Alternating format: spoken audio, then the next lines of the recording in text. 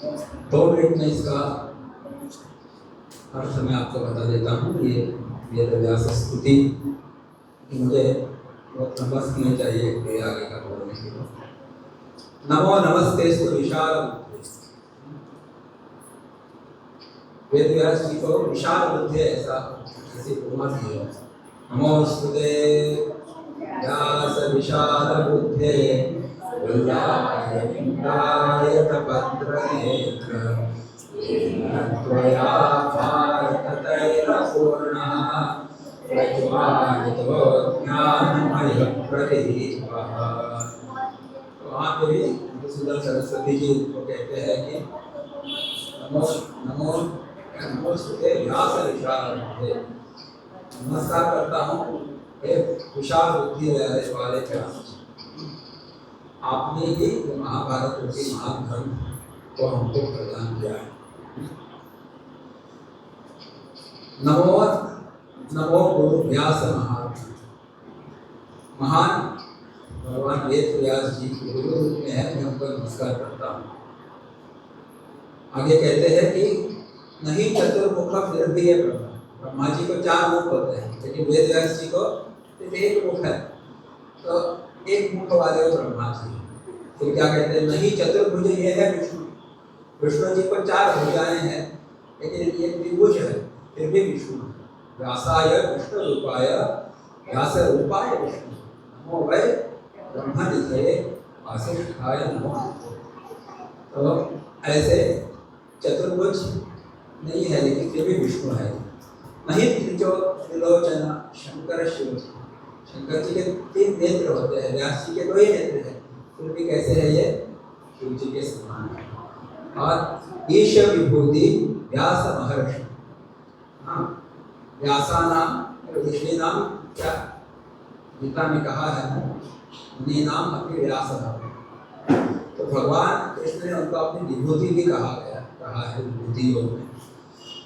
तो ऐसे ये है, उनको ब्रह्मा विष्णु और महेश की उपमा क्यों दी है, क्योंकि गुरु रूप में वो अपने शिष्य के हृदय में ज्ञान, ब्रह्मा बन के ज्ञान का उत्पादन करते हैं, विष्णु बन के उस ज्ञान को मेंटेन करते हैं, सस्टेन करते हैं, और शिव जी बनकर अज्ञान को नष्ट करते हैं। इसीलिए ब्रह्मा विष्णु महेश ऐसी उपाधियां दी गई है। पराशरात्मक, उनके रिलेशन किसके साथ क्या है, संबंध क्या है। तो पराशर पाराशर्य वचस सर्वदेव कमल ऐसा कहा है। तो पराशर ऋषि के एक पुत्र है सत्यवती सुत, तो उनकी माता जी कौन है, सत्यवती, सत्यवती के पुत्र है। और उनके के वंश में उत्पन्न हुए हैं वशिष्ठ वंशज। और इसके पिताजी हैं शुक्र प्रियता, तो शुक्र जी जब उन्होंने भागवत कहा, भागवत किसको कहा था, राजा परीक्षित को जिन्होंने भागवत दिया वो शुक्र जी, तो किसके, शुक्र जी के पिताजी का नाम क्या है, वेदव्यास। अच्छा, उसे शुक्र प्रियता। बादरायण, बादरायण ने बद्री का आश्रम, बद्रीनाथ में उनका जन्म हुआ था बादरायण। कृष्ण और द्वैपायन, कृष्ण ने उनका कॉम्प्लेक्शन क्या था, सांवले रंग के थे, और जीभ पर उनका जन्म हुआ था द्वैपायन, ऐसे इसलिए उनका नाम हुआ द्वैपायन, कृष्ण द्वैपायन। भूषित विविध ख्यात अभिधान, ऐसे अलग अलग नामों से वो विख्यात है। अच्छा, और उन्होंने कार्य क्या किया, अवतार लेके वेद संपादक, अलग अलग वैदिक मंत्रों को उन्होंने इकट्ठा करके उनका संपादन किया, कंपाइलेशन किया, उनके 4 खंड बनाए, ऋग्वेद, यजुर्वेद, सामवेद, अथर्ववेद। वेद मीमांसक, और वेदों की मीमांसा की ब्रह्मसूत्र के माध्यम से। वेद प्रशिक्षक, वेद प्रचार, हाँ अपने शिष्यों को उन्होंने वेद सिखाए और वेदों का प्रचार प्रसार भी उन्होंने किया। ज्ञान कोश महाभारत दाता, और ज्ञान कोश यानी जिन्होंने, जिसमें बहुत ज्ञान भरा हुआ है उसको कहते हैं महाभारत, या तो क्षेत्र जगत सर्वम ऐसा कहते हैं। महाभारत में ऐसा कोई सब्जेक्ट उन्होंने छोड़ा नहीं, एवरीथिंग ही टच्ड। चाहे वह साहित्य हो, नृत्य हो, नाट्य हो, स्थापत्य कला हो, जो भी कला है, सबको स्पर्श किया है। इसमें महाभारत 18 पुराण निर्माता, उन्होंने 18 पुराणों की रचना की, मुख्य पुराण लिखे और उप पुराण भी लिखे। वैदिक धर्म विज्ञान प्रकाशक, तो वैदिक धर्म का प्रकाशन किया उन्होंने, और विज्ञान यानी क्या, विज्ञान को भी उनका भी प्रचार प्रसार किया है। महिमा भक्ति की शिखर के स्थापक, और भागवत महापुराण लिख के भक्ति की महिमा को उजागर किया है, शिखर पे स्थापित कर दिया, तो भागवत महापुराण। तदारणी हम आपके गुरुवर, ये गुरुवर हम आपके सदा ऋणी रहेंगे, कृपा दृष्टि रहे आपकी हम पर। हम आखिरी लाइन में उन्होंने गुरु जी ने प्रार्थना की है उनसे कि आपकी कृपा दृष्टि हम पे सदा रहे।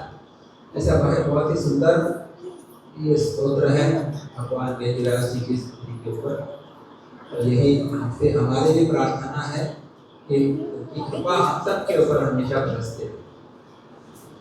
आज के इस पावन अवसर पर हम लोग एक भजन गाते हैं और फिर थोड़ा चिंतन करते हैं। अच्छा, हमने कौन सा ग्रंथ लिया है? दत्तात्रेय के 24 गुरु। अच्छा, मुझे 8:15 बजे तक उसको कंप्लीट भी करना है। अभी टाइम क्या है? 45 मिनट, 2-3 मिनट स्वान भजन।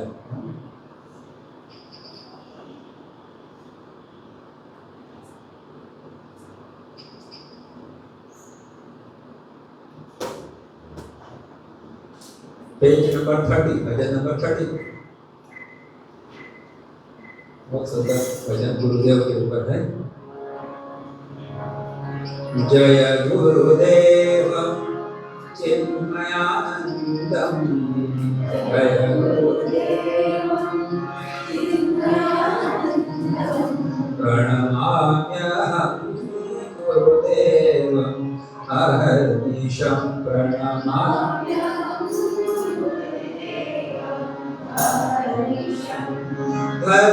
धर्मोद्धारकं गीताप्रचारकं,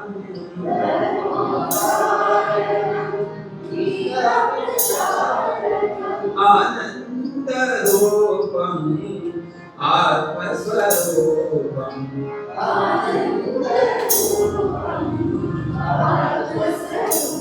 together जय गुरुदेव चिन्मयानन्दं प्रणमाम्यहं गुरुदेवं तामसहारकं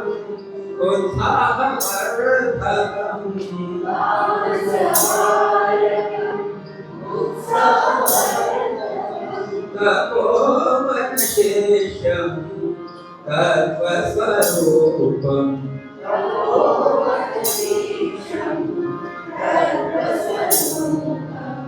जय गुरुदेवं चिन्मयानन्दं प्रणमाम्यहं गुरुदेवं अहर्निशं प्रेम हृदयेनं परमविरागिनं,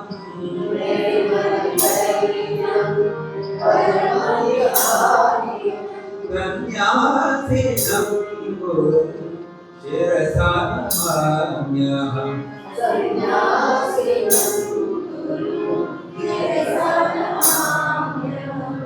जय गुरुदेवं चिन्मयानन्दं प्रणमाम्यहं गुरुदेवं अहर्निशं प्रणमाम्यहं गुरुदेवं अहर्निशं प्रणमाम्यहं गुरुदेवं अहर्निशं।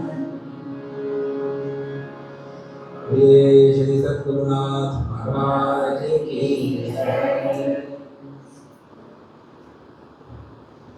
आज गुरु पूर्णिमा के अवसर पे हम सब लोग शिष्य लोग अपने अपने गुरुओं के प्रति कृतज्ञता व्यक्त करते हैं। बिना गुरु के हम ज्ञान की कल्पना नहीं कर सकते।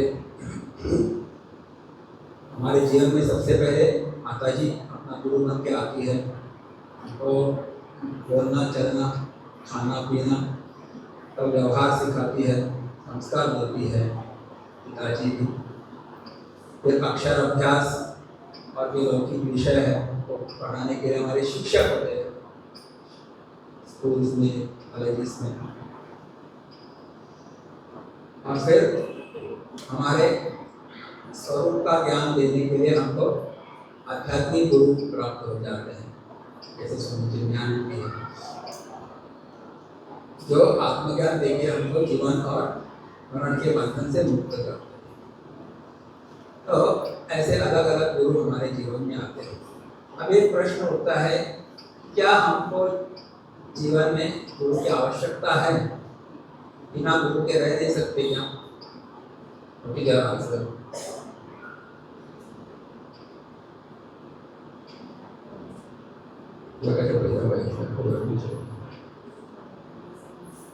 हाँ गुरु है इसका लगा, हाँ गुरु चाहिए ऐसा लगता है। तो जरा सोचिए कि आपको ब्रह्मा जी पढ़ाने के लिए आ जाए, सोचिए, कल्पना करो, नहीं कर सकते, हमारा इतना कुछ नहीं कि ब्रह्मा जी आ जाए हमको पढ़ाने, लेकिन हमने उनसे सीखा ही नहीं, तो गुरु आगे कुछ फायदा है क्या?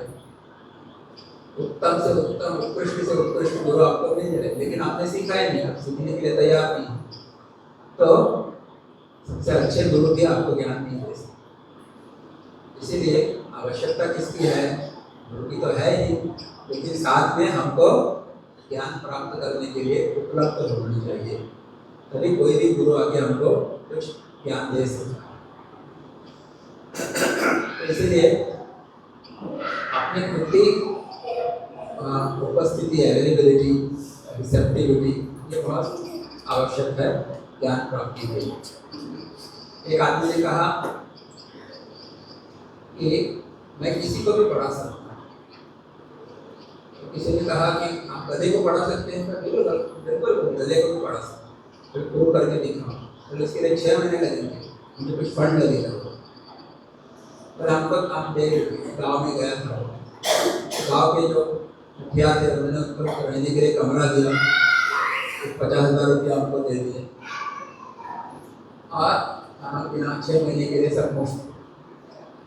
तो 6 महीने के बाद तो उन्होंने कहा कि मैंने अभी गधे को पढ़ा दिया है, आप चाहिए वो भी उनको प्रश्न कर सकते हैं। एक कार्यक्रम रखा बहुत बड़ा था गाँव में, स्टेज वगैरह डाल दी और लोगों से कहा कि आप आके उनके प्रश्न पूछ सकते हैं। गधे को स्टेज पे बिठाया, खड़ा किया, अभी गधे से आके लोग प्रश्न पूछने लगे। तो एक आगे पूछा, 2+2 कितना है बताओ? गधे बोला ऐसा ही था।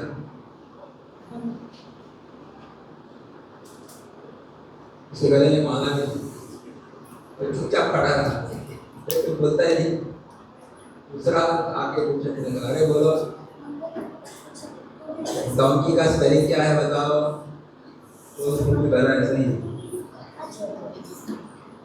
लेकिन आगे का भारत का कैपिटल क्या है, राजधानी क्या है? भारत के प्रधानमंत्री कौन है? तो मुंडी नीचे डाल के खड़ा है, तो लोग सब बहुत परेशान हो गए। बोले उसको कहा कि तुमने कहा था कि मैंने इसको सब पढ़ा दिया, वो कुछ एक भी उत्तर नहीं दे रहा है। उसने कहा मैंने इसको सब कुछ पढ़ा दिया है, अगर उसे पढ़ा नहीं तो मैं क्या करूं? मैंने कहा था मैं सब कुछ पढ़ाऊंगा उसको, अगर वो उत्तर देगा नहीं, इसमें मेरी कोई गलती नहीं है। तो उत्तम से उत्तम गुरु आपको मिल जाए, लेकिन आप अगर पढ़ने के लिए तैयार हो तो कोई फायदा नहीं। इसीलिए कहते हैं कि अपनी बुद्धि को हमको सूक्ष्म बनाना है, उपलब्ध बनाना है ज्ञान की प्राप्ति के लिए।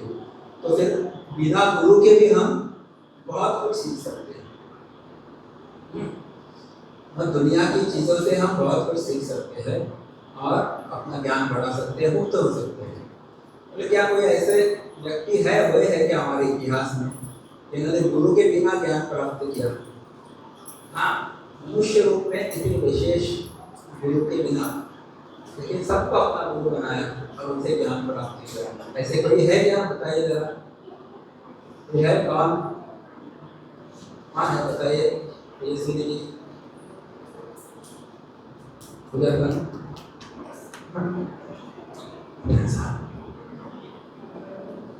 महर्षि नहीं, और उन्होंने दुनिया के बहुत सारे व्यक्तियों से, घटकों से, कीड़ों से, उपड़ों से, हाँ, दत्तात्रेय भगवान। तो दत्तात्रेय भगवान के बारे में एक कथा भागवत में आती है, जैसे महात्म्य में भी हुआ है।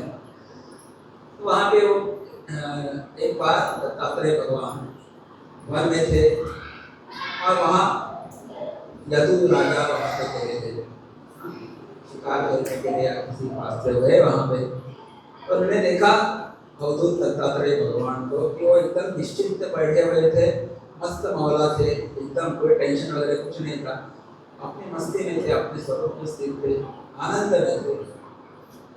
तो उन्होंने उनसे पूछा कि आपको कोई टेंशन वगैरह नहीं होता क्या, चिंता वगैरह नहीं होती किसी बात की? बिल्कुल नहीं, आप हमेशा आनंद में रहते हैं, कैसे, क्या, कौन सा ज्ञान है, किसने आपको ये ज्ञान दिया, जिसके बलबूते पे आप इतने शांत रहते हैं? हमको तो हर आए दिन टेंशन रहता है, क्या होगा मेरे राज्य का। तो मैंने कहा कि मैंने अपने बुद्धि को ही अपना गुरु बना लिया, बुद्धि को ऊपर रख दिया मैंने, और दुनिया की बहुत सारी चीज़ों से मैं सीखता गया।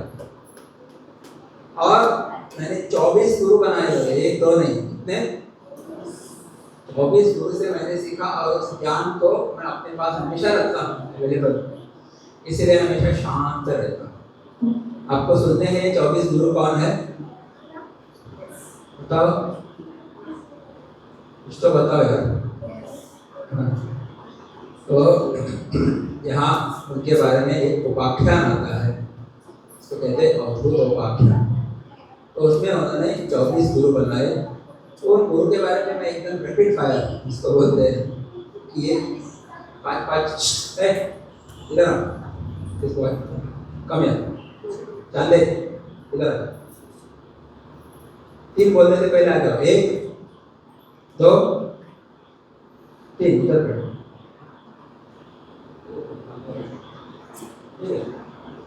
उसको वहाँ लेके काढ़ा पड़ेगा, ऐसा मंडी डाल के बैठो, 500 रुपया दे दो, इसका हो गया 500 दे देना, मैंने इसका ऑन है, ऑफ है तो ऑन कर सकते हैं, 500 दे सकते हैं। तो बच गया तो 500 या तो डोनेट होते चेंज क्यों है, ठीक से बैठो, मुझे देखो, एकाग्र चित्त से मुझे देखना और किसी को नहीं देखना, ऐसे तुम और ऐसे बैठो, तो उन्होंने पंच महाभूतों से ज्ञान प्राप्त किया, नदियों से, चंद्रमा से, सूर्य से इत्यादि, जो अपने निसर्ग में जो अलग अलग ग्रह है उनसे उन्होंने ज्ञान प्राप्त किया, मनुष्यों से ज्ञान प्राप्त किया, बड़े पशु इनसे भी उन्होंने ज्ञान प्राप्त किया, उनको अपना गुरु बनाया। तो अभी यहाँ पे उनका जो है एक एक गुरु के बारे में वो हमको बता देते हैं। Yes tell you. तो सबसे पहले उन्होंने बोले पृथ्वी को अपना, आकाश को अपना गुरु बनाया। अच्छा, तो बोले आकाश से हमने क्या सीखा, आकाश का मतलब क्या है, आकाश का मतलब क्या है बताओ जरा, इसमें हम और आप रहते हैं, ओपन मंडल, स्पेस। हाँ, तो बोले आकाश से मैंने ये सीखा कि हमको सबको अपने अंदर समा लेना चाहिए। आकाश है इसलिए हमको रहने के लिए स्थान मिलता है, अगर आकाश नहीं होता तो क्या होता, हम कहाँ रहते हैं, बिकॉज देयर इज स्पेस। तो स्पेस से हमको एकोमोडेटिवनेस क्या है वो हमको पता चलता है। तो हमको रहने की का स्थान हमको आकाश देता है। बहुत बार ऐसा होता है कि हमारे हृदय में अगर जगह है तो बाहर जगह नहीं हो तो भी हो जाती है, अगर हृदय में जगह नहीं है तो बाहर में भी जगह नहीं होगी। क्राउडेड बस है सब, हाँ, तो आपके सीट के पास अगर कोई आ जाता है, आपको देखता है तो आप पैर फैला के बैठते हैं ताकि आप घुस में जाए। दो लोग बैठे हुए हैं, चाहे तो एक आधा व्यक्ति ऐसा आधा बैठ सकता है, बट ये विस्कड़ बसता है। पराया हो तो और भी फैला देते थे, लेकिन अपना ही कोई व्यक्ति है तो अरे कैसे बैठो साइड में, इसको जिसकाते हैं आप पैसा देते हो, इसको बैठने के लिए जगह बना देते हैं। मतलब क्या है, हृदय में जगह है तो बाहर भी जगह हो जाती है। पहले के ज़माने में घर छोटे होते थे लेकिन हमारा दिल बड़ा होता था। बहुत सारे लोग सगे सोरे एक राय जाम लगे, एक खोली तो राय महिला वगैरह, एक खोली में इतने सारे लोग रहते थे, 8-10 लोग, पूरा कुटुंब, बाहर के भी कुटुंब आते थे। और घर में भी वो टॉयलेट बाथरूम नहीं होता था, बाहर जाना कॉमन है, और सब आनंद से रहते थे। लेकिन आज डबल टिबल बेडरूम फ्लैट है, हर एक बच्चे को अपना खुद का बेडरूम, वो बाहर दिखता है, वो एडमिशन नहीं करता, एडमिशन तो स्पेस कम हो गए है। तो इसलिए स्पेस से हमको ये पता चलता है कि हमको उधर में स्पेस बनानी चाहिए, सबको अकोमोडेट करना चाहिए। अच्छा, दिस इज फिर पृथ्वी को उन्होंने अपना गुरु बना लिया। पृथ्वी, इसके ऊपर हमारा यहाँ पे बैठे हुए हैं, खड़े होते हैं, चलते हैं, फिरते हैं। सोचिए जरा पृथ्वी नहीं होती तो क्या होता, फिर आपको आकाश में लटकना पड़ता। सुबह उठने के बाद पहला पैर हम पृथ्वी पे रखते हैं, वही तो व्यवहार शुरू होता है। तो पृथ्वी को क्षमा भी कहते हैं। पृथ्वी के ऊपर हम पैर रखते हैं, फिर भी वो हमको रहने के लिए जगह देती है, अपने ऊपर हमको रहने के लिए स्थान देती है। कोई बच्चा, छोटा बच्चा खेलते खेलते गिरता है समझो, तो माँ क्या करती है, उस बच्चे को सांत्वना देने के लिए पृथ्वी को मारती है, दाग करते काम, दाग करता, बच्चा खुश हो जाता है। वो गिरा है अपने मिस्टेक के कारण, लेकिन मार किसको पड़ती है, वो पृथ्वी को मार पड़ती है, दाग, बच्चे का बच्चा खुश। पृथ्वी के ऊपर हम इतना गंदा करते हैं, पोल्यूशन करते हैं, फिर भी पृथ्वी माता हमको क्षमा करती रहती है, हमको स्थान देती रहती है अपने ऊपर रहने के लिए। इसीलिए पृथ्वी क्या करती है, पृथ्वी को हमको एक क्षमा का गुण अपनाना चाहिए और सबको रहने का स्थान देना चाहिए, ऐसा उन्होंने कहा है। पृथ्वी से मैंने धैर्य को सीखा और क्षमा को सीखा, ऐसा वो कहते हैं। और दूसरा क्या है कि पृथ्वी के ही कुछ अंग है, जैसे पर्वत है, पहाड़ है, और वो भी दूसरों के लिए परोपकार के लिए जीते रहते हैं, खुद के लिए नहीं जीते। वो भी ठंडी हवा से हमको बचाते हैं, उसके ऊपर पेड़ पौधे उगते हैं, वो हमको फल फूल देते हैं। तो पृथ्वी इतना सब कुछ हमारे लिए करती है। तीसरा गुरु वायु, वायु को मैंने अपना गुरु बनाया, कहते हैं। वायु का काम क्या है, वायु सर्वत्र बहती रहती है, एक जगह पे कभी अटकती नहीं वायु। तो बोले इसी प्रकार एक साधु को एक जगह पे अटकना नहीं चाहिए। साधु चलता भरा, पानी बहता भरा, ऐसी कहावत। अच्छा, इसलिए पुराने जमाने में जो है साधु जो है एक जगह पे रहते नहीं, 3-4 दिन के ऊपर रहते नहीं, एक स्थान पे जाते रहते, नए स्थान पे चरण करते रहते। एक स्थान पे रहने से आसक्ति बढ़ती है, बढ़ सकती है, इसीलिए विचरण करना आवश्यक है। तो वायु जब बहता है तो क्या होता है, एक जगह पे अगर गंदी हवा है, समझो सैचुरेटेड है, कमरे में समझो कुछ मरा हुआ है और 10 दिन से आपने कमरा खोला नहीं, तो दरवाजा खोलते हैं, खिड़कियाँ खोलते हैं, फ्रेश एयर आ जाता है, पुराना एयर वो जब चला जाएगा विंडो से। तो वायु का एक काम क्या है, तो पवित्र करती है, हर जगह उस स्थान को पवित्र करती है, गंदगी को आगे लेके जाती है और सबको स्प्रेड करती है, तो सब बहुत स्वच्छ हो जाता है वो जगह। इसीलिए वायु से तो असंगता मैंने सीखी, एक जगह पे अटकती नहीं है, और दूसरी वो सबको पवित्र भी करती है। और वायु हमारे प्राण में भी है, हाँ, हम प्राणवायु लेते रहते हैं ना, ऑक्सीजन लेते रहते हैं, लेकिन हमको पता भी नहीं कि हम ऑक्सीजन ले रहे हैं। तो उस वायु की सेवा कैसी है? गर्भ रहित सबकी सेवा, बिना प्रेजेंटेशन, बिना दिखावे के वो सबकी सेवा करती है। तो हमको भी ऐसी सेवा करनी चाहिए कि किसी को पता भी नहीं चले कि हमने सेवा की है। That is what we learn from वायु। फिर क्या? आप का मतलब क्या है? पानी। तो पानी को जीवन कहते हैं। आज पुराने जमाने में लोग नदी के किनारे बसते थे, लेकिन जल मिलता है तो जल ही जीवन है, बिना जल के हम जिंदा नहीं रह सकते। तो हमारे शरीर को साफ करने के लिए, अपने घर को, कपड़ों को साफ करने के लिए पानी ही आवश्यक होता है। इसीलिए पानी हमको स्वच्छ करता है। पानी पीकर हम लोग जीवित रहते हैं। पानी का अपना स्वाभाविक गुण होता है शीतल, तो पानी सबको ठंडक पहुंचाती है। इसी प्रकार हमको भी दूसरों को जीवन दान देना चाहिए, शीतलता देनी चाहिए और पवित्र करना चाहिए। यह मैंने पानी से सीखा। फिर अग्नि को मैंने गुरु बनाया, पांचवा गुरु अग्नि। अग्नि से क्या सीख मिलती है हमको?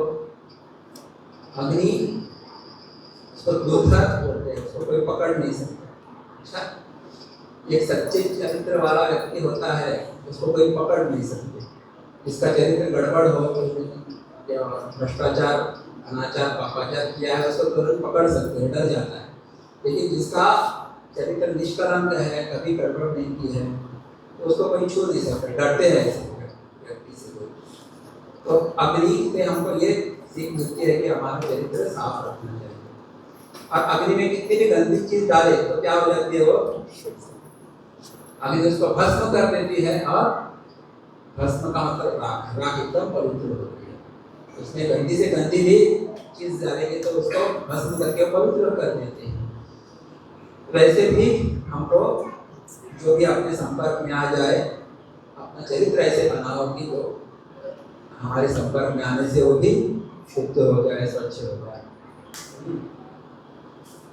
अच्छा, तो सबको पवित्र करके अब खुद कभी गंदी नहीं होती। That is another feature of अग्नि, हमेशा शुद्ध रहती है। तो ऐसा ये मैंने अग्नि से सीखा। फिर आगे कहते हैं कि चंद्रमा को मैंने अपना गुरु बनाया। चंद्रमा क्या करता है? पूर्णिमा से अमावस्या तक छोटा छोटा छोटा छोटा हो जाता है, गायब हो जाता है। फिर अमावस्या से पूर्णिमा तक धीरे धीरे बढ़ता रहता है। तो उसकी कलाएं होती हैं अलग अलग, बढ़ता है, घटता है, बढ़ता है, बढ़ता है, बढ़ता है। मैंने ये सीखा कि वास्तव में चंद्रमा घटता नहीं है या बढ़ता भी नहीं, जैसा है वैसा ही है। हमको पृथ्वी से भास होता है कि वो घट बढ़ रहा है, तो वैसे ही हमारा शरीर घटता बढ़ता हुआ दिखाई देता है। हमारे शरीर के अंदर प्राण आते हुए जाते हुए दिखाई देते हैं। लेकिन हमारी आत्मा कैसी है बताओ? आत्मा में विकार होता है क्या? आत्मा कभी कभी बदलती है, अपरिवर्तनशील है। That is what I learn from moon. और चंद्रमा हमको शीतलता भी देता है। हमारा मन अगर विचलित हो और चांद की रात में घूमने जाएंगे तो मन शांत हो जाता है। तो वैसे ही हमको लोगों को शीतलता देनी चाहिए। आत्मा अपरिवर्तनशील है, ये ज्ञान हमको चंद्रमा से प्राप्त हुआ। सूर्य को सातवां गुरु बनाया। सूर्य से मैंने क्या सीखा? बोले सूर्य जो है दिन के समय समुद्र का खारा पानी शोषण करता है और उसको कौन से सीजन में देता है वापस? बरसात। अभी जब पानी ऊपर से गिर रहा है तो कहाँ से पानी आया? सूर्य ने उसको शोषण करके ऊपर आकाश में रख दिया, तो कंडेंसेशन हुआ तो बारिश बन के मानसून सीजन में आ जाता है, आपको वापस मिलता है, वो मीठा बन के आता है। तो खारा पानी खींचता है और वापस क्या देता है? सूर्य मीठा मीठा पानी देता है। हाँ, ऐसे हमको भी क्या करना चाहिए? समाज से अगर बुराई मिली तो उसको ले लो, लेकिन वापस क्या देना चाहिए समाज को? मिठाई देनी चाहिए, मिठाई, मिठास देनी चाहिए। अच्छा, और दूसरा, अपने पास कुछ भी रखना नहीं चाहिए। हमको ग्रहण करने के बाद इसका त्याग करना चाहिए। कुछ अवस्था में, युवा अवस्था में वगैरह हम लोग बहुत भोग करते हैं, लेकिन वृद्धावस्था आने के बाद हमको क्या करना चाहिए? तो भोगों का त्याग करना भी आना चाहिए और भगवान का स्मरण वगैरह करना आना चाहिए।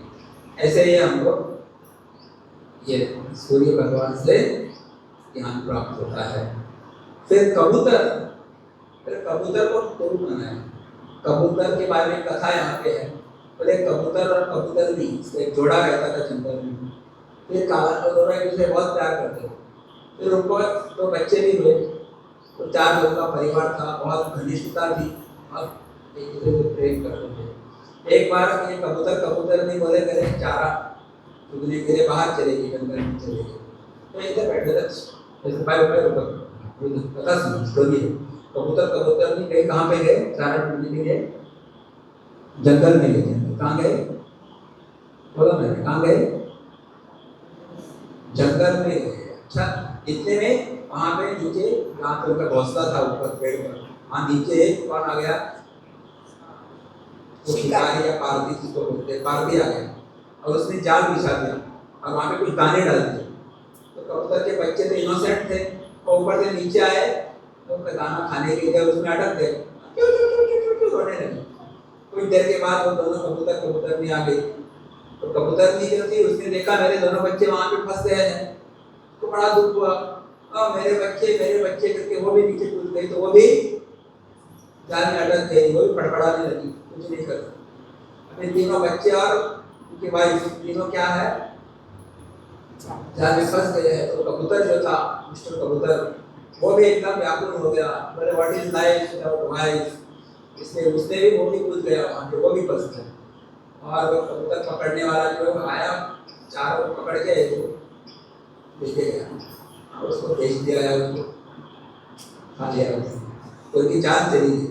तो इसका मतलब क्या है कि अपने परिवार से इतना भी आसक्त ना हो जाए कि उस आसक्ति के कारण आपको अपनी जान गंवानी पड़े। कभी कभी ऐसी परिस्थिति आ सकती है कि आपको विवेक धारण करना चाहिए। आजकल ऐसे वीडियो हम देखते हैं, बात बड़ी सीरियस है।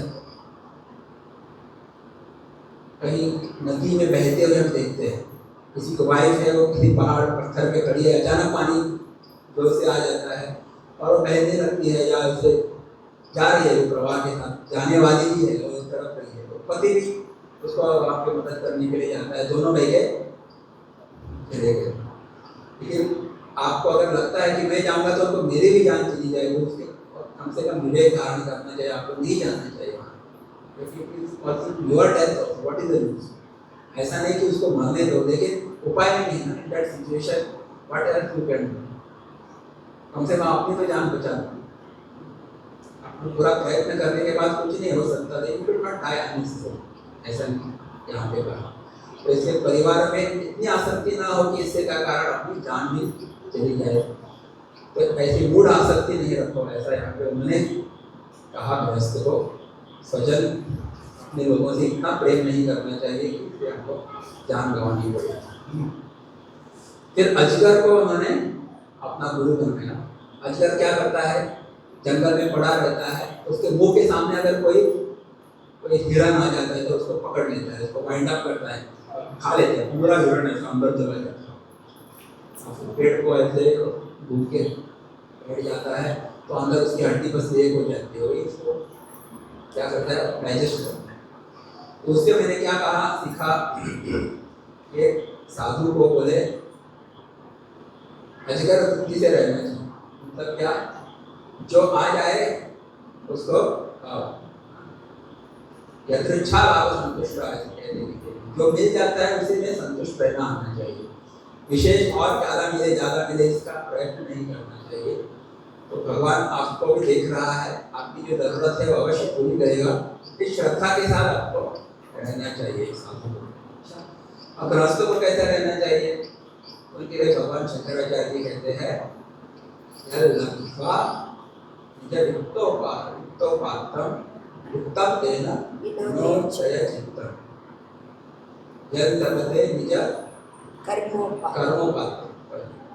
अपने कर्म से, मेहनत से जो आपको प्राप्त होता है उसी से आपको खुश रहना चाहिए। अच्छा, ऐसे यहाँ पे कहा गया है। तो अजगर वृत्ति, तपोवन महाराज के बारे में कहते हैं कि वो इसी वृत्ति से रहते थे। कुछ एक खाना भी अपने साथ में लेके घूमते नहीं थे, जहाँ जाते थे रास्ते में उनको लोग खिलाते थे। एक जगह पे कोई गुंड डाकू लोग आ गए, जंगल में जा रहे थे, डाकू लोग उनको पकड़ा, बोले दिखाओ क्या है तुम्हारे पास, सामान निकालो। तो मेरे पास जो है देखो, बोले उनके पास कुछ भी नहीं था। हाँ ऐसे थे, CCMD थे वो। CCMD पता है? CCMD इसको बोलते हैं, CCMD central chicken mission trust. कुछ नहीं है, पर आपको अगर भूख लगी है कुछ खाना है तो आप दे दो, तो डाकुओं ने इनको खाना खिलाया, तो ये नहीं तुम खाओ, और कुछ पैसा भी देते हैं रास्ते में उनको जरूरत हो, डाकू उनको मदद करते हैं कि सन्यासी को इस वृत्ति से रहना चाहिए। भगवान है तो हमको देंगे, हमारी जरूरत पूरी करेंगे। अभी सिंधु सागर से मैंने क्या सीखा? बोला मैंने सागर से गंभीरता सीखी। सागर बड़ा गंभीर होता है, नदियाँ बड़ी उथली उथली होती है ना, झरने होते हैं बड़े उथले उथले उथले होते हैं, लेकिन सागर बड़ा धीर गंभीर होता है। राम जी का चरित्र बोलते हैं ऐसे सागर की तरह धीर गंभीर। अच्छा, समुद्र एवं गांधीर्य, गांधीर्य ऐसा उनके बारे में कहते हैं। और यानी छोटे छोटे चीज़ों से ट्रिक्स ऑफ लाइफ बोलते हैं ना, वो सागर कभी विचलित नहीं होता। और सागर में इतनी सारी नदियाँ आके पानी छोड़ती रहती है, लेकिन सागर अपनी सीमा छोड़ के कभी बाहर नहीं आता। बारिश में इतना सारा हजारों लीटर्स ऑफ वाटर, लाखों लीटर्स वाटर समुद्र में चला जाता है, लेकिन ऐसा कभी नहीं देखा कि समुद्र ने अपनी सीमा छोड़ के रास्ते पे आ गया। ऐसा हुआ है कि नहीं? एक्सचेंज सुनामी वगैरह आती है तो अलग बात है, प्राकृतिक कुछ विकोप वगैरह होता है, पर सर्वसामान्य रूप से अपनी सीमा में रहता है। वैसे हमको बहुत सारे भोग भी हमको प्राप्त हो जाए तो हमको विचलित नहीं होना चाहिए। हाँ, हमारी मन की शांति में कभी अंतर नहीं पड़ना चाहिए एक साधक के। ऐसा उन्होंने सागर से सीखा। और सागर में बहुत सारे रत्न होते हैं, इसको रत्नाकर कहते हैं, लेकिन रत्नों का प्रदर्शन नहीं करता सागर, कभी पटम तोड़ता नहीं। बड़े बड़े रत्न सा मोती माणका रेणका मित्र हम नापेता ढोकता गए तो प्रदर्शन, सब कुछ गर्भ में रखता है छुपा। ऐसे अपनी संपत्ति का कभी प्रदर्शन मत करो, अपने गुणों का भी प्रदर्शन मत करो। फिर पतंग, पतंग माने काइट थी। पतंग का मतलब कौन है? जो रात को जब लाइट चली जाती है तो छोटे छोटे कीड़े दिए के ऊपर आते हैं। अब दिया ननवत लगाएंगे, आप मोमबत्ती लगाएंगे तो कीड़े आते हैं, उसमें जंप करते हैं और मर जाते हैं वहीं पे। देखा तुमने रात को? आज जाके लाइट ऑफ करो ना, मोमबत्ती लगा देखो क्या होता है, गैलरी में लगा के देखो, बड़ा फास्ट इफेक्ट लगेगा। तो कीड़े आते हैं और उस लौ को देख के उसमें प्रवेश करते हैं और कुछ मर जाते हैं। तो उसमें उन्होंने ये कहा कि हमको रूप की आसक्ति को छोड़ना चाहिए। तो रूप के ऊपर, उस लौ के ऊपर आकर्षित होते हैं और अनजाने में उसमें प्रवेश करते हैं और मर जाते हैं। देखो उनको मरते हुए बाहर की तरह कीड़े देखते हैं, लेकिन वो भी अपने आप को स्टॉप नहीं कर पाते, वो भी उसमें प्रवेश करके वो भी मर जाते हैं। इसीलिए उन्होंने क्या सीखा कि रूप के ऊपर कभी आसक्ति। रूप का मतलब क्या है? It can be any form. स्त्री पुरुष की दृष्टि से देखेंगे, स्त्री रूप पुरुष के रूप पर आसक्त हो सकती है, पुरुष है तो स्त्री के रूप पर आसक्त हो जाता है। फिर बहुत बड़ा रामायण हो सकता है। रामायण इसीलिए हुआ, सीता जी के रूप पे आसक्त हुआ और रावण, बाकी का कथा पता है, इसीलिए मर भी गए, मारा गया। तो रूप की आसक्ति का त्याग करो। फिर मधुकृत, मधुमक्खी, ये 12वां गुरु है, 12 के पास से जन्म। तो मधुमक्खी से क्या सीखा? बोले हमको सारग्राही होना चाहिए। मधु क्या करती है? हर एक फूल के ऊपर जाती है, उसमें से क्या निकालती है? केवल जो हनी है, हनी उसी को लेती है, बाकी पानी वगैरह छोड़ देती है, हनी लेती है, मधु लेती है और उसको इकट्ठा करती है। तो इसलिए हमको बुद्धिमान व्यक्ति को क्या चाहिए? सार की बात कहीं से भी मिल जाए उसको ग्रहण करो। एक बच्चा भी अगर अच्छी बात कहे ना उपदेश से तो उसको स्वीकार करना। ये मैंने किससे सीखा? मधुमक्खी से सीखा। फिर हाथी से मैंने सीखा कि स्पर्श की आसक्ति छोड़ देनी चाहिए। इधर देखो, हाथी हाथी क्या करता है कि जब एक विशिष्ट सीजन में वो हाथी से अपना शरीर रगड़ने की उसकी इच्छा होता है। इसीलिए हाथी को पकड़ने वाले लोगों को पता होता है हाथी का वीकनेस क्या है, स्पर्श का स्वरूप हथेली के साथ। इसीलिए वो एक पेड़ से हथेली को बांध देते हैं और उसके आजू बाजू को खड्डा खोदते हैं, आजू बाजू खड्डा खोदते हैं और ये हाथी जाता है उसको हथेली से और स्पर्श कराना होता है। इसीलिए वो जाता है और खड्डे में गिर जाता है और वहां पे खड्डे में गिर जाता है और भी उसको हाथी पकड़ने वाले लोग उसका कट कर देते, उसको मार देते हैं ना, वो आइवरी वगैरह करके बेच देते हैं और उसको गुलाम बना देते हैं। तो ये मैंने इसे सीखा, स्पर्श की आसक्ति छोड़नी चाहिए। ये मैंने हाथी से ज्ञान प्राप्त किया। देखो हर एक का बहुत विस्तार है लेकिन समय मेरे पास कम है इसलिए मैं फंस जा रहा हूँ। फिर मधुहारी यानी शहद निकालने वाला जो होता है उसको उन्होंने गुरु बनाया। तो इससे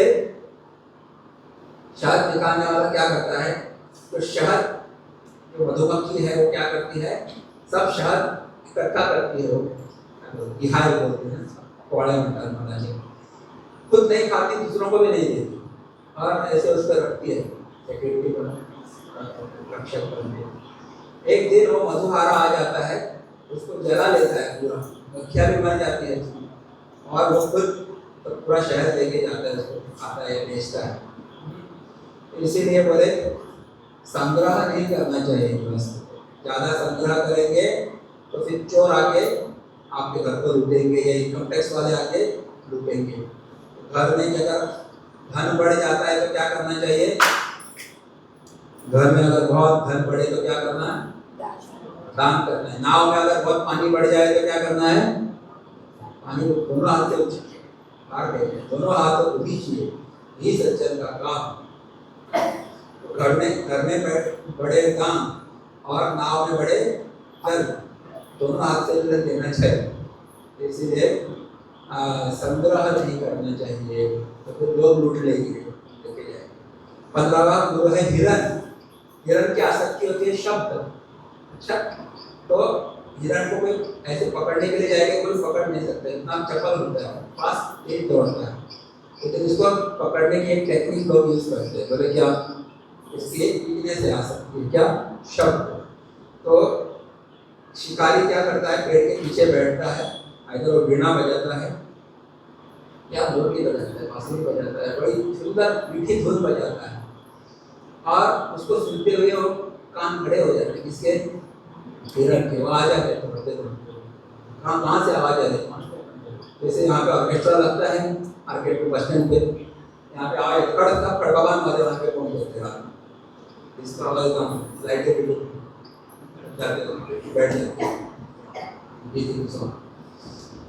तो वैसे वो आ जाती है, जैसे एकदम पास में आ जाती है वो बांसुरी छोड़ देता है, मार लेता है उसको, फायर करता है, वो मर जाती है।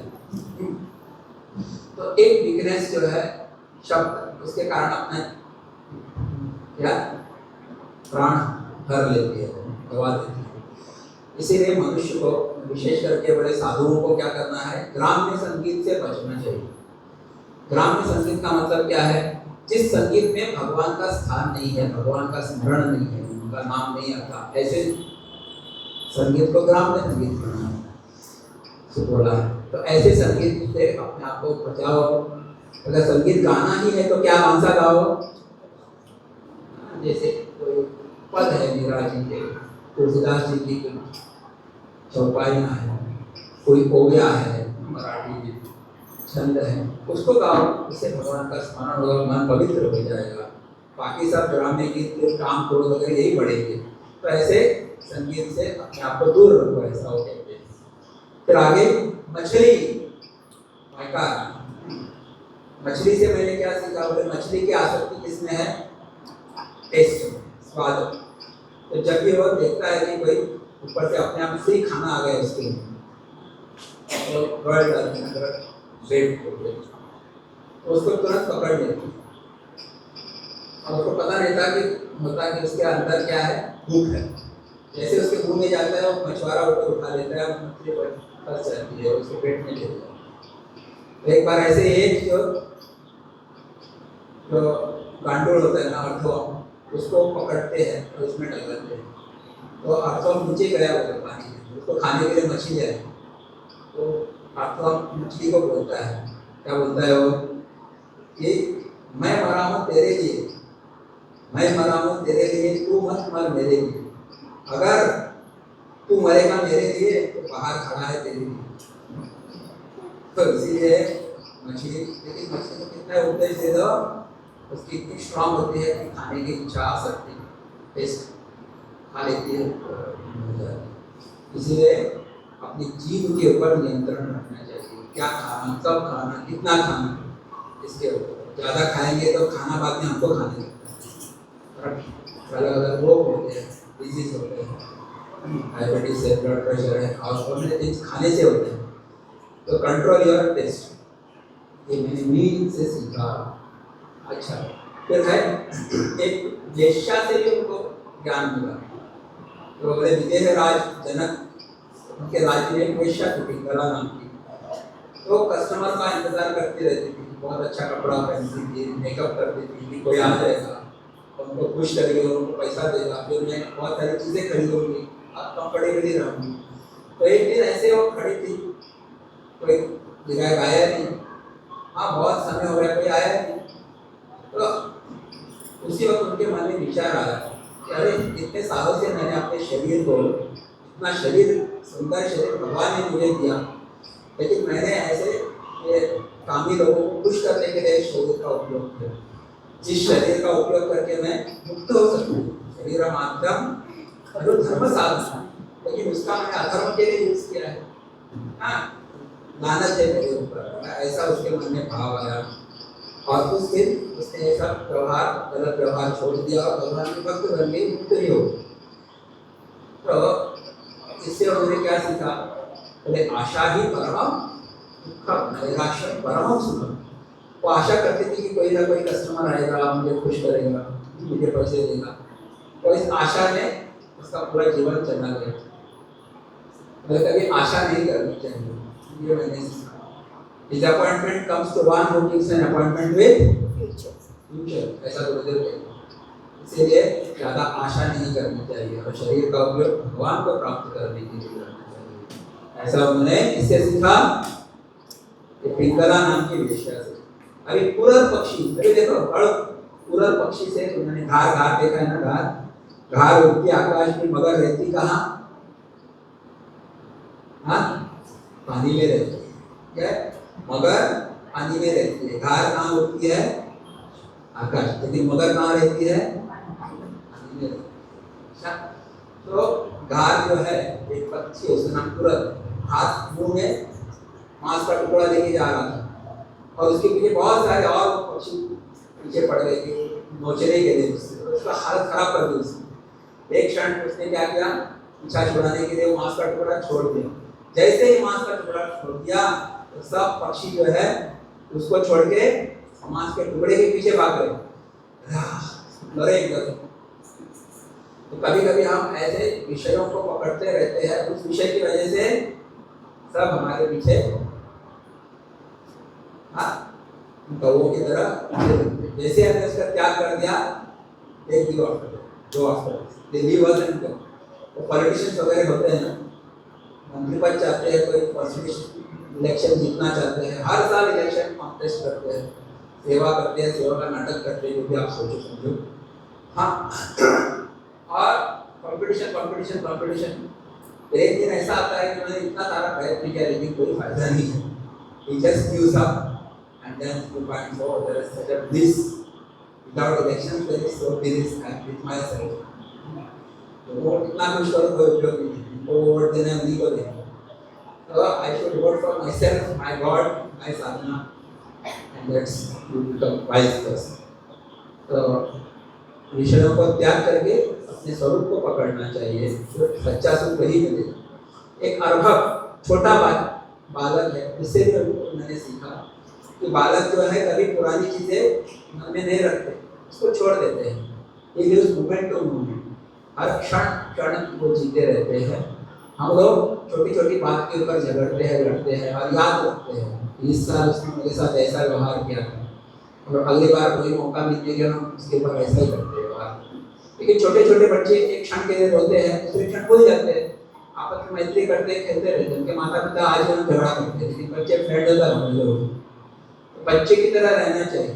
हाँ, जो मोमेंट हो ऐसा स्पॉन्टेनियस रहो, ऐसा बालक से सीखा। एक कुमारी कन्या, मतलब अब तो 4 हो गया, मैं सोचता था कुमारी कन्या से मैंने सीखा। एक कन्या थी जिसको देखने के लिए उसके ससुराल वाले आए, होने वाले ससुराल वाले उसको देखने के लिए आ गए। तो घर में कोई नहीं था, माता पिता नहीं थे, तो उन्होंने उनको कहा आ जाओ बैठो और हम आपके लिए कुछ बनाते हैं खाना वगैरह। दोपहर का समय था, तो जो अंदर गई तो देखा कि धान्य वगैरह कुछ नहीं है घर में, टूटा हुआ धान्य नहीं था, पिसा हुआ टूटा हुआ होते हैं। तो उसने क्या किया, उखल होते हैं, उखल और वो लेके और उसको उठने लगी, तो उससे उनके चूड़ियों की आवाज आने लगी, खन खन खन, यहाँ पे 10 चूड़े, यहाँ पे 10 चूड़े।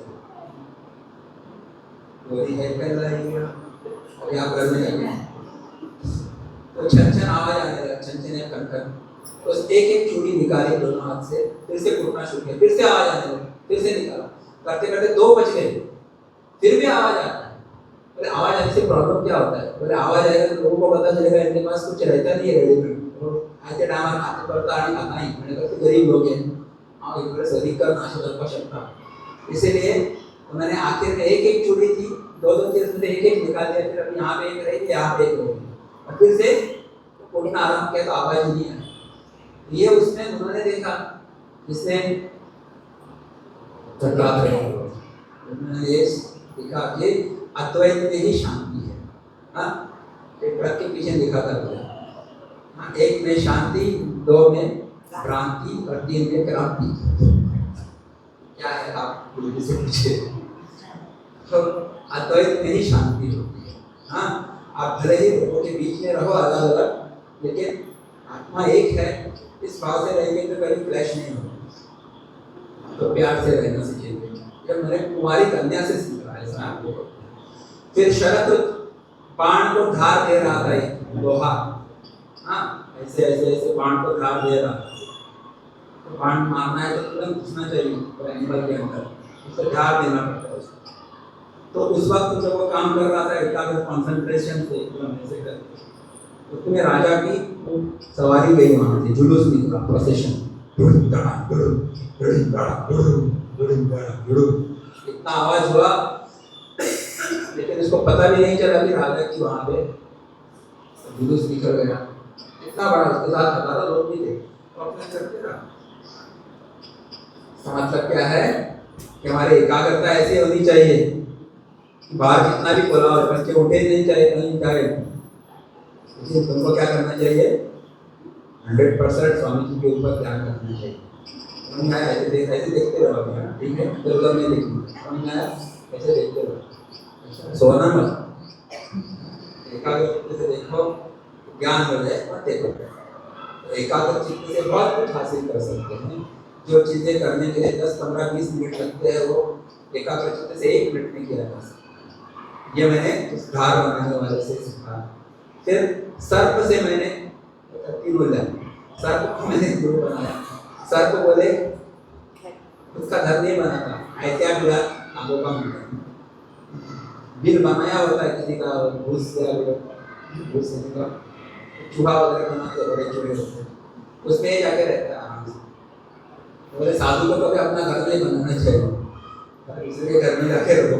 अच्छा, मैंने घर में आसक्त नहीं होना चाहिए, तो घर बनाएंगे तो कहीं ना कहीं झंझट होते रहता है, इसलिए खुद का घर 22% छूट नेवर, हाँ, ready own house, house type से बनाने। ओके, कहावत है ना, लग्न पहावे करून घर कार्य बंद हो, एक घर बनाएंगे तो आपको पता चलता है कि क्या अवस्था होगा। लेकिन गृहस्थों को कैसे रहना चाहिए? बोले गृहस्थों का धर्म है कि घर बनाओ, लेकिन वो घर भगवान का है और मैं इसका रखवालदार हूँ, इस भाव से घर में रहना है। जो भी अतिथि आए उनकी सेवा करो, उनको खुश रखो, इस प्रकार से घर में रहना चाहिए, ऐसा गृहस्थों के लिए वचन है। फिर पूर्ण नाभि यानी वो मकड़ी होती है मौली, उससे मैंने क्या सीखा? वो मकड़ी है, जाल बनाती है, अपने पेट से जाल निकालती है, वहाँ पे बनाती है, वहाँ पे रहती है और समय आने के बाद उसको समेट लेती है अपने अंदर। वैसे ही ब्रह्म जो है माया शक्ति से इस नाना रूपात्मक की सृष्टि को बनाता है, लीला करने के लिए इसमें रहता है। जब समय खत्म हो जाता है, प्रलय आता है, तो उसको अपने अंदर समेट लेता है। तो ये मैंने ब्रह्म का कार्य उसने देख लिया। तो अद्वैत ही पारमार्थिक सत्य है, शेष सब आभासिक सत्ता है, वास्तविक नहीं, ऐसा मैंने सीखा। और लास्ट होता है वो जितना उपेक्षित भृंगी नाम का एक कीड़ा होता है। भृंगी कीड़े से भी मैंने सीख लिया। वो कीड़ा क्या करता है, दूसरे कंपनी का कीड़ा लेके आता है, कंपनी जाति का, और अपना मट्टी का घर बनाता है। उस मट्टी के घर में उसको एक दूसरे कीड़े को अंदर डाल देता है। और ये सफेद कीड़े भृंगी कीट क्या करता है, उस छेद के ऊपर बाहर है करके खड़ा रहता है। ऐसे बताओ, ऐसे खड़ा रहता है, दिखाओ, है, क्रोध से उसको देखते रहता है। अंदर वाला कीड़ा उसको डर से देखते रहता है और देखते देखते हो जाता है ये कि वो उसी का चिंतन करते रहता है, सामने वाले कीड़े का, और खुद उसकी तरह बन जाता है। कि जैसा हम सोचते हैं वैसा हम बनते हैं। अगर हम संसार का चिंतन करेंगे रात दिन तो हम क्या बनेंगे? संसारी बनेंगे। अच्छा, हम ब्रह्म का चिंतन करेंगे रात दिन तो हम ब्रह्म बनेंगे। आपको क्या बनना है आपके ऊपर, choice is yours. As you think so you become. Think of Brahman, you become Brahman. Okay? तो ऐसा मैंने उस सुपेश भृंगी कीट से मैंने सीखा। इस प्रकार मैंने 24 गुरु बनाए अपने अवधूत दत्तात्रेय भगवान ने, और उनसे मैंने ज्ञान प्राप्त किया। तो ये सब मैंने कैसे किया? अपनी बुद्धि का उपयोग कर, जैसे हमको और आपको भी अपनी बुद्धि को खुद ही रखे, आप दुनिया में देखेंगे तो तब से कुछ ना कुछ हम अवश्य सीख सकते हैं, पॉजिटिव। Okay, very important. तो पॉजिटिव सीखना चाहिए और उसको जीवन में अप्लाई भी करेंगे, अपना जीवन भी बड़ा सुखमय हो जाएगा। ऐसा ये दत्तात्रेय के 24 गुरु हमको सीख देते हैं। ये बहुत लंबा प्रकरण है, हर एक के ऊपर बहुत स्टोरी वगैरह करके कर सकते हैं, लेकिन समय आपका अभाव में संक्षेप में बता दिया। भागवत के 11वें स्कंद में एक स्टोरी आती है, अवश्य पढ़ लेना। अच्छा, अभी आप उत्तर पूजा करते हैं, इसका 2 मिनट्स 3 मिनट्स मोर। चलो,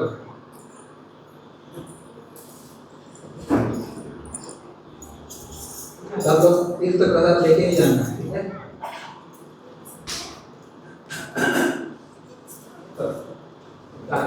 ओम केशवाय स्वाहा,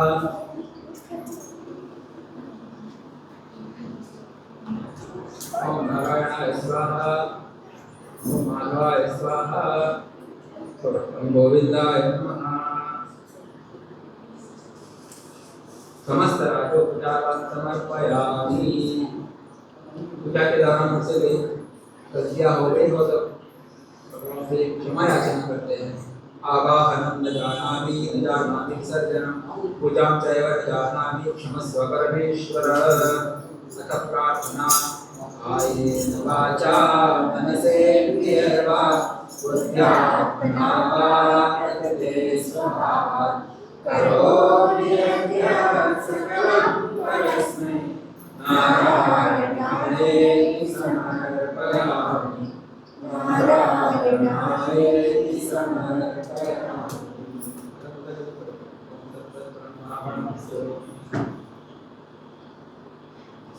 तथा प्रतिष्ठापयामि।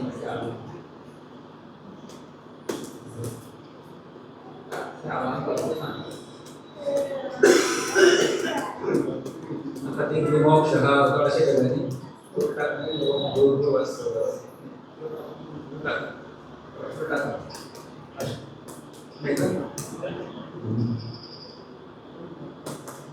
अथ शान्तिपाठः ॐ असतो मा सद्गमय तमसो मा ज्योतिर्गमय मृत्योर्मामृतङ्गमय ॐ पूर्णमदः पूर्णमिदं पूर्णात् पूर्णमुदच्यते पूर्णस्य पूर्णमादाय पूर्णमेवावशिष्यते ॐ शान्ति शान्ति शान्ति हरिः ओम श्री गुरुभ्यो नमः हरिः ओम। आज की पूजा की यजमान थी प्रभाग्यवती प्राची पै पानी की, चेन्नई मिशन की देवी क्लास की सदस्य है। सन 2020 से वो चेन्नई मिशन से जुड़ी हुई है और बहुत ही होशियार है। ग्रहण शक्ति बहुत अच्छी है। वैदिक चांटिंग क्लास में हमेशा रहती थी। अच्छी और very good student, receptive student. She को रिप्रोड्यूस करके टॉट है। तो उनका बेटा भी इधर है, 11th ईयर डिप्लोमा कर रहा है पंजीरी पॉलिटेक्निक। और अपन यहाँ पे नहीं है, लास्ट ईयर तो उन्होंने उनके पूजा की प्रसाद। तो मैं आप तीनों के ऊपर गुरु परंपरा की कृपा और आशीर्वाद का आह्वान करता हूँ। भगवान आपको लंबी आयु दे, अच्छा स्वास्थ्य दे, तो कभी मनोरथ पूर्ण हो जाए, ऐसी प्रार्थना है।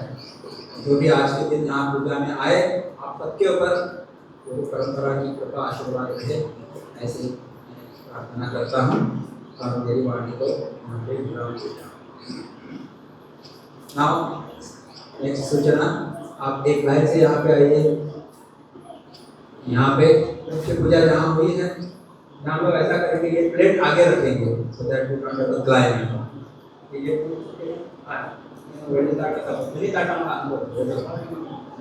वहाँ फूल रखेंगे, एक एक फूल अर्पण करना। तीर्थ प्रसाद वाली टीम यहाँ पे खड़ी रहेगी,